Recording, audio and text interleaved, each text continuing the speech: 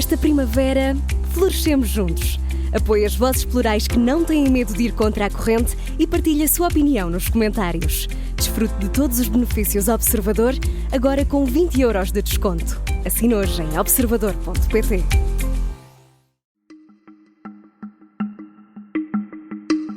Esta é a história do dia da Rádio Observador.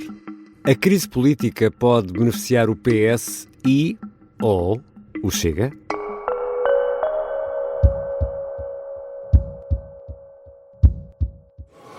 Numa palavra, se os partidos da oposição não assumem a legitimidade política do governo para governar, mais vale 2 meses de suspensão da estabilidade política do que 1 ano e meio de degradação e paralisia.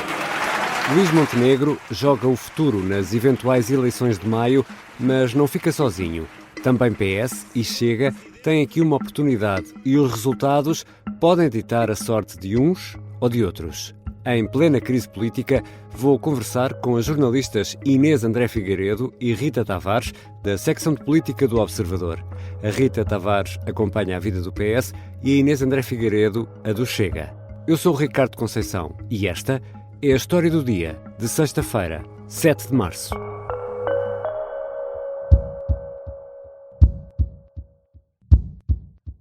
Bem-vindas, Inês e Rita. Olá, Ricardo. Olá, Ricardo.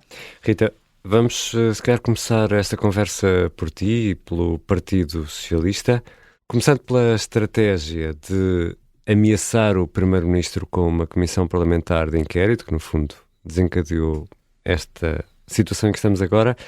O PS sabia que poderia levar a este desfecho, tinha essa noção? Era uma hipótese, tendo em conta que Luís Montenegro levantou a possibilidade de uma moção de confiança no sábado e Pedro Nuno Santos também lembrou no mesmo sábado que a posição de princípio do PS era a que era conhecida já do dia 10 de março do ano passado, noite eleitoral, em que Pedro Nuno diz que não ia criar obstáculos a um programa do governo, mas que também aconselhava o governo a não apresentar moções de confiança porque o PS a chumbaria. Portanto, aqui já não havia novidade. Nessa noite também se começou a notar que no Partido Socialista havia uma tentação e uma exigência de trazer Luís Montenegro ao escrutínio parlamentar de alguma maneira.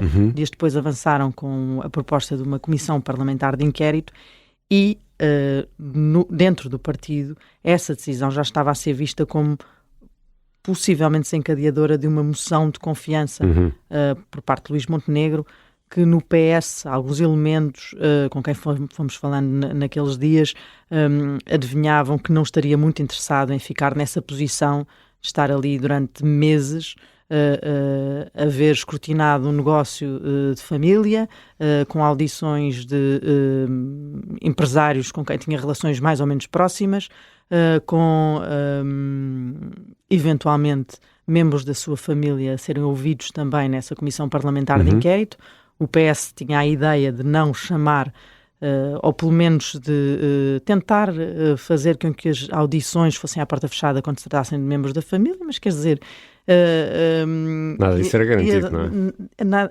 Quer dizer, o PS tinha maioria para garantir algumas destas coisas, sim, é verdade, mas não deixariam de estar a acontecer, não deixaria de ser um desgaste enorme para Luís Montenegro, que, diga-se de passagem, era aquilo que o PS queria que acontecesse. Dava-lhe tempo para se organizar, dava tempo para que não houvesse eleições antes das autárquicas e dava tempo também para conseguir ainda escavar um pouco mais na imagem de Luís Montenegro, fragilizando o Primeiro-Ministro e tentando até que o próprio PSD começasse a ter dúvidas sobre esta liderança e essa fragilização era claramente aquilo que o PS procurava. O Sr. Primeiro-Ministro escolheu não o fazer, evitou, não respondeu às nossas perguntas no debate da moção de censura, continuou sem responder uma semana depois.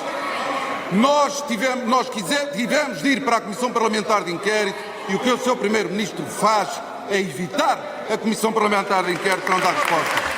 E agora o PS mantém a ideia da Comissão Parlamentar de Inquérito, e já agora, se sim, isto também não é admitir que a AD vai ganhar as próximas eleições, as eventuais eleições? Não necessariamente. O que o PS disse foi que a Comissão Parlamentar de Inquérito se mantém, mesmo que esta legislatura acabe. E a notícia foi dada pelo Observador e quando o PS foi questionado sobre isso mesmo, se a Comissão Parlamentar de Inquérito se mantinha com o PS à frente em eleições ou perdendo as eleições, a resposta foi que sim, que ganhasse quem ganhasse, a Comissão Parlamentar de Inquérito era para manter, ou seja, se Pedro Nuno Santos perdesse as eleições, o desejo era que esta proposta de uma Comissão Parlamentar de Inquérito potestativa, portanto que nem precisava de ir a votos no plenário, que o PS teria condições para apresentar, pudesse continuar e que houvesse esse escrutínio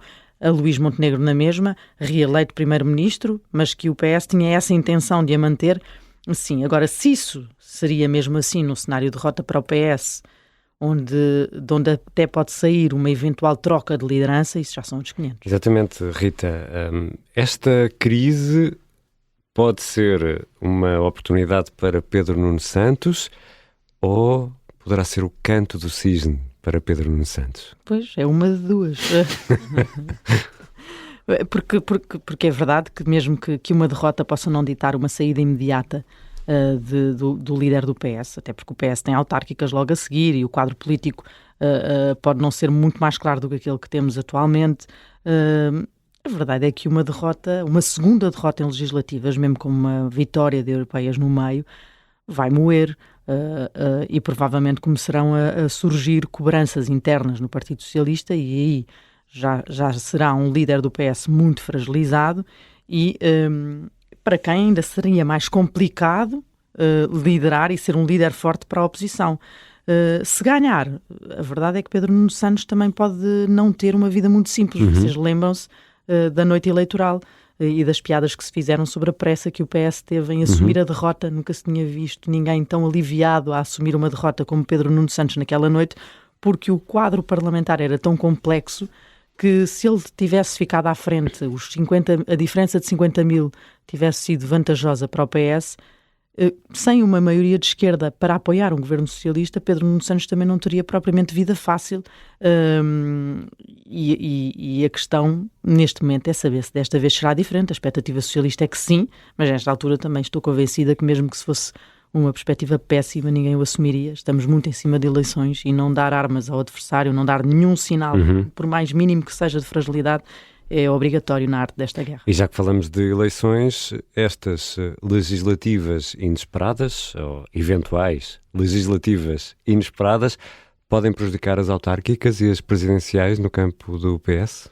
Essa contaminação é provável que aconteça. O Presidente da República parece estar a fazer os possíveis para afastar o mais possível os planos, mas nas autárquicas há pouco a fazer porque a máquina já começou a andar e já está tudo em movimento nos partidos. É uma eleição muito importante para as estruturas partidárias. Nas presidenciais, as contas de quem ainda não avançou podem ter mudado à luz dos acontecimentos recentes. Não interessa a ninguém, diria eu, estar no terreno já. Se há candidatos que ainda não avançaram, ainda não formalizaram a sua candidatura, provavelmente agora acham que podem resguardar-se mais uns meses, deixarem de estar no foco, não terem de falar de muitos dos temas que se vão colocar nos próximos 2 meses. E agora acho que também já todos percebemos porque é que estávamos tão alegremente com esse debate presidencial. É porque era muito mais divertido do que isto agora. Já voltamos à conversa com a Rita Tavares e com a Inês André Figueiredo, jornalistas da secção de política do Observador. Afinal de contas, quem poderá ganhar no meio disto tudo?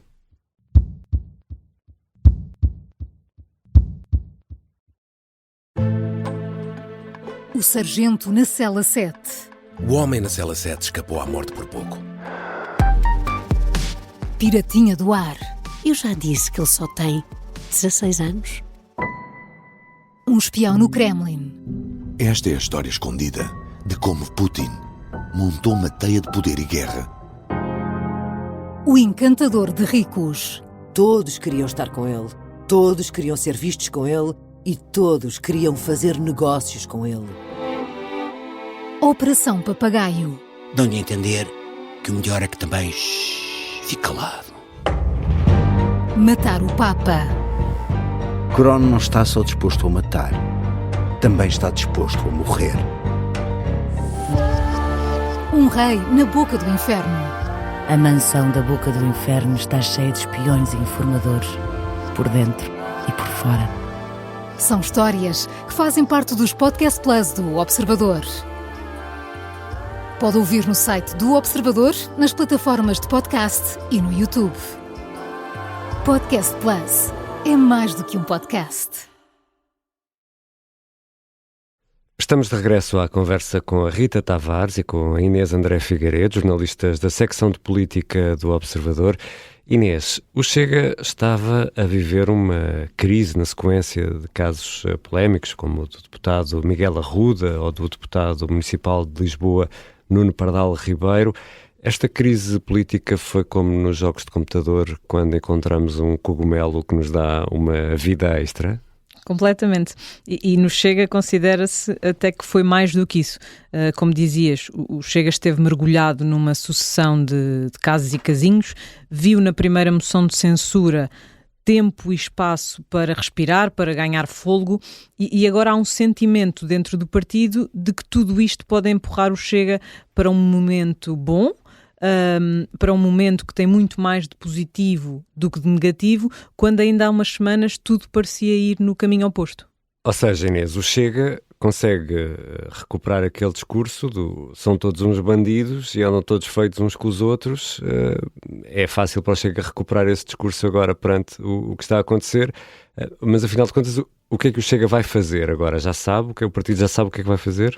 O que se passou nas últimas semanas, as suspeições sobre Luís Montenegro, as dúvidas que foram deixadas no ar relativamente à empresa familiar que foi criada por Luís Montenegro, as dezenas de publicações nas redes sociais dos partidos, as muitas manchetes de jornais e principalmente a atitude de Luís Montenegro face a isso tudo, ao ter, na maioria das vezes, preferido o silêncio às explicações, leva algumas fontes do Chega que fomos ouvindo nas últimas horas a resumir tudo desta forma, e vou citar porque acho que não há melhor forma de traduzir.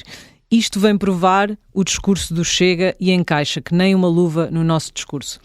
Visto desta perspectiva, entende-se obviamente o entusiasmo, parece que o guião foi escrito de forma a beneficiar um partido que vive ideologicamente deste tipo de casos, deste tipo de discursos e que, como sabemos, no passado já beneficiou deles. Lembrar que a bancada do Chega, com 50 deputados ou com 49 mais um, foi eleita depois da demissão de um primeiro-ministro. O senhor deputado ainda vai ser conhecido como o senhor deputado André Catavento Ventura, porque o senhor deputado está sempre a mudar de opinião, senhor deputado. Eu também não quero usar a expressão Luís Jogador Montenegro, porque acho que não fica bem.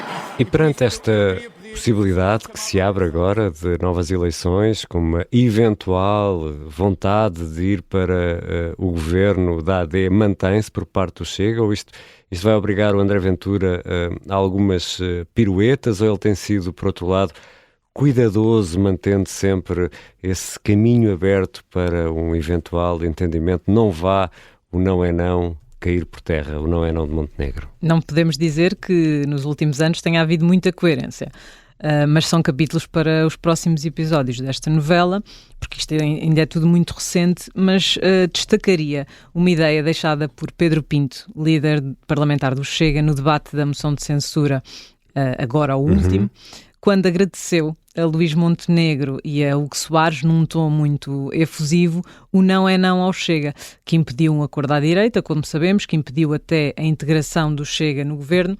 Agora, o que se diz neste momento não é obrigatoriamente o que André Ventura vai dizer num período pós-eleitoral, até porque se o panorama parlamentar não se alterar, pelo menos muito, continuará a haver uma maioria de direita no Parlamento e o Presidente do Chega pode voltar a procurar algo mais para o partido, como fez no passado. Chegou a dizer algures, quase me humilhei para tentar uma solução à direita, mas, e este é um grande mas, com tudo isto e com Luís Montenegro à frente de um próximo governo, que não sabemos se será assim, Se o Chega a seguir o mesmo critério que aplicou, por exemplo, a Miguel Albuquerque na Madeira, pode ser mais difícil procurar uma solução em que fica à vontade para integrar um governo liderado por Luís Montenegro. Sendo o Chega um partido novo, e que estava a preparar autárquicas, e nestas autárquicas é que era pelo menos o que prometia o Chega, estas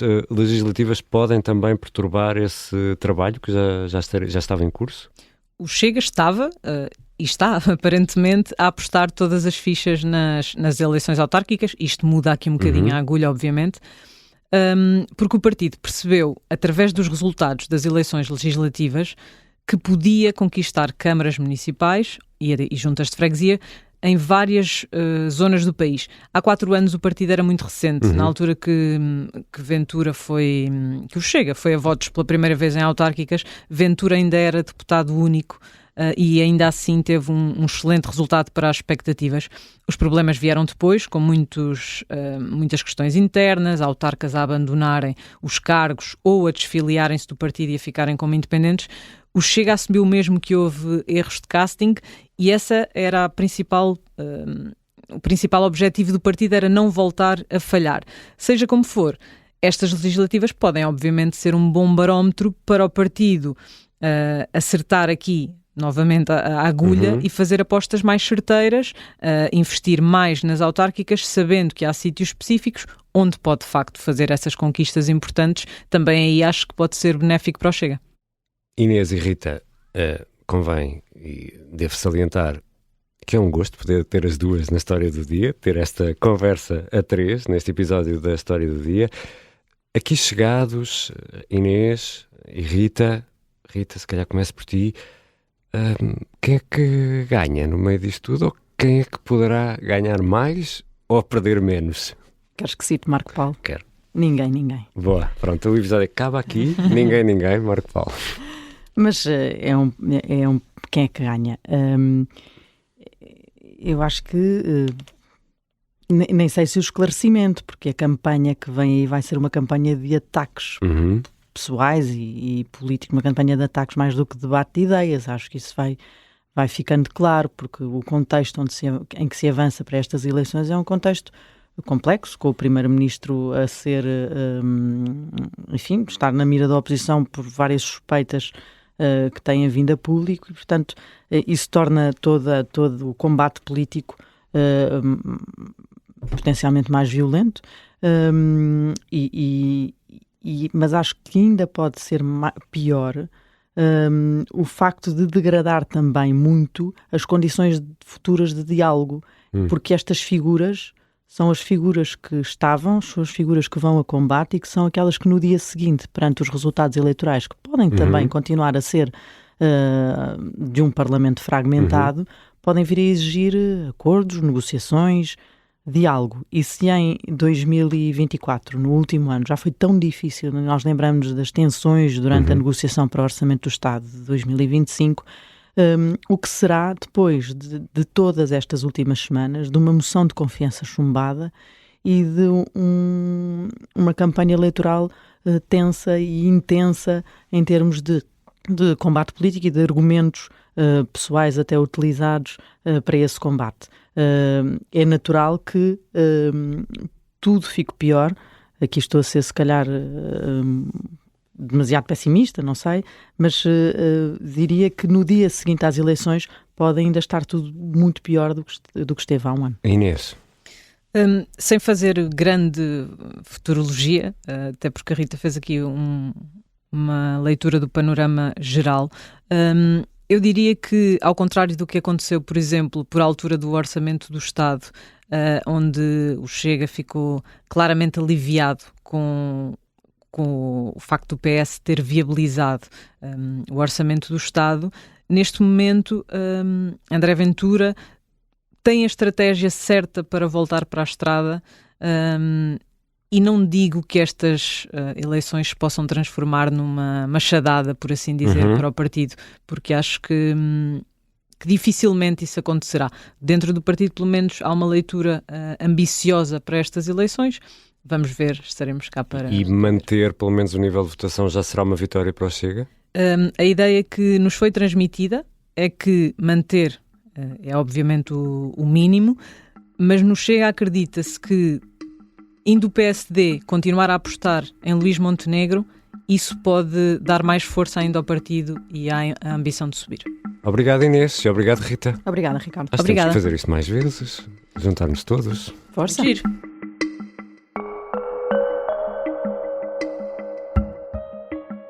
Inês André Figueiredo e Rita Tavares são jornalistas da secção de política do Observador. A Rita Tavares acompanha a vida do PS e a Inês André Figueiredo a do Chega. Esta foi a história do dia. A sonoplastia é do Pedro Oliveira, a música do genérico do João Ribeiro. Eu sou o Ricardo Conceição. Bom fim de semana.